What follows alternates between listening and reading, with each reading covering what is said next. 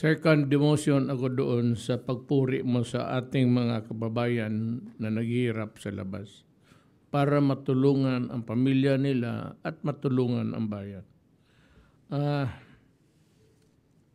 I don't know if I will read this. Can you wait, Secretary Doke? Total itong programa nito, hati-hati man to. The highest single COVID-19 tally. August 30,